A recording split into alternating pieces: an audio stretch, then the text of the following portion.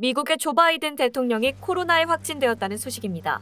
조 바이든 대통령은 트위터를 통해 여러분, 나는 잘하고 있다. 당신의 우려에 감사한다라는 메시지와 함께 글을 올렸는데요. 코로나에 감염이 되었음에도 불구하고 조 바이든 대통령이 혈맹인 우리 대한민국에게 크나큰 감동을 주었다는 소식입니다. 이게 대체 무슨 소리일까요?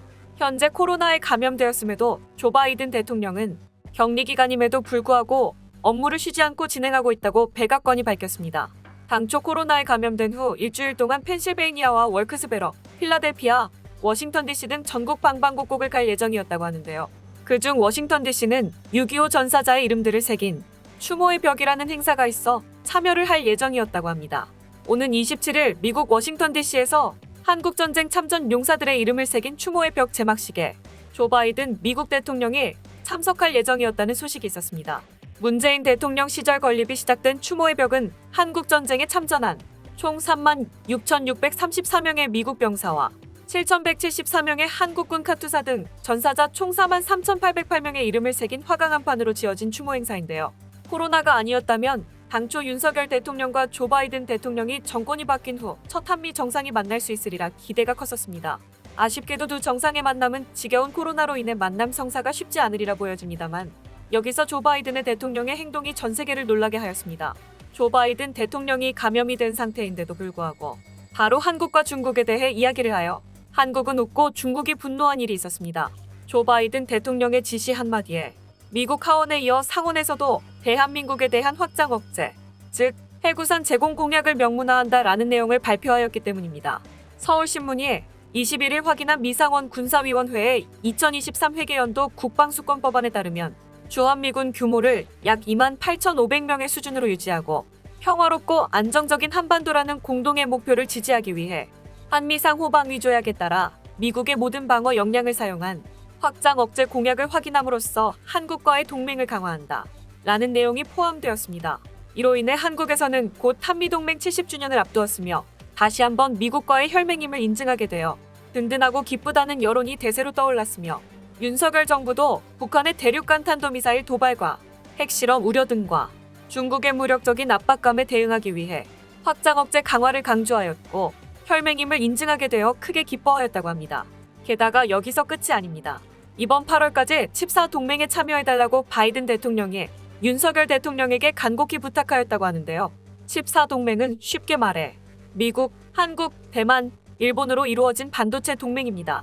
한국이 전 세계에서 반도체 산업이 최우수에 달해 있기 때문에 그렇게 된 것인데요. 갈수록 한국의 위상은 끝이 없이 올라가고 있습니다. 그에 반해 칩4 동맹 때문에 중국이 크게 반발을 하고 나섰다고 합니다.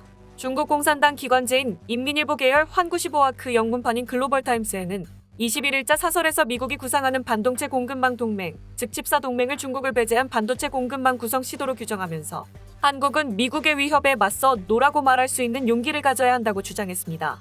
환구시보에 따르면 지난해 한국의 반도체 수출 1,280억 달러 가운데 중국과 홍콩에 대한 수출이 차지하는 비중이 60%에 이르는 것으로 나타났다며 이렇게 큰 시장과 단절을 하고 혈맹인 미국에 붙어 단절한다면 상업적 자살행위나 다름없다고 협박 아닌 협박을 행하였습니다. 또 만약 한국이 미국의 압력에 굴복한다면 득보다 실이 클 것임은 분명하다라며 이젠 낯설지도 않은 협박을 주장하기 시작하였습니다. 중국이 평소보다 더 세게 말을 하는 이유는 최근 CIA 국장인 윌리엄 번스의 말에 따르면 최근 우크라이나를 침공한 러시아를 지켜보면서 중국이 대만 침공 시기와 방법을 결정할 것이라고 예견한 바 있었는데요. 중국이 올해 10월에 열리는 공산당당 대회 후 중국이 대만을 공격할 가능성이 높다고 말하였습니다. 조 바이든 대통령은 한국과의 혈맹을 더욱 단단히 유지하면서도 지투인 중국을 견제하는 동시에 중국이 대만을 침공하지 못하기 위해 첨단 산업의 1등 국가인 대한민국에게 손을 내밀어서 반도체 산업이 가장 앞서 있는 대한민국의 도움이 아니면 국제 정세와 미국의 입지가 흔들릴 수 있다는 판단을 하여 한국에게 손을 내민 것입니다. 바이든 정부가 코로나에 감염이 되어도 쉬지 않고 업무를 진행하고 칩4 동맹을 강조하는 것은 모두 이러한 계산이 들어있는 것입니다. 두고만 볼 수 없었던 중국은 뒤늦게나마 중국 내 반도체 산업의 부흥을 위해 여러 투자를 하기 시작하였는데요. 하지만 이미 최상위에 있는 대한민국을 따라잡기란 상당히 어려울 것이라 판단됩니다. 한국도 미국과 긴밀한 면담을 통하여 정부에서 반도체 투자 지원을 더 늘린다는 산업부의 발표가 있었기 때문입니다. 향후 5년간 삼성 평택 캠퍼스 등 인프라 구축비를 국비로 지원하며 반도체 업계에서만 340조 규모의 투자를 진행할 거라는 공식 발표가 있었습니다. 이렇게 철저한 미국과 한국의 계산 속에 놀아나고 있는 중국은 어떻게 헤쳐나갈지는 앞으로 두고 봐야 할 것 같습니다. 과연 중국은 첨단 산업의 1등 국가인 대한민국과 세계 최고 전략 국가인 미국의 소나기에서 벗어나 독자적인 기술로 한미동맹을 깨고 1등 패권 국가로 선도할 수 있을까요? 향후 중국이 어떤 행동을 할지는 지켜봐야 할 것 같습니다. 끝까지 시청해주셔서 감사합니다. 항상 발빠른 핫이슈가 되도록 노력하겠습니다.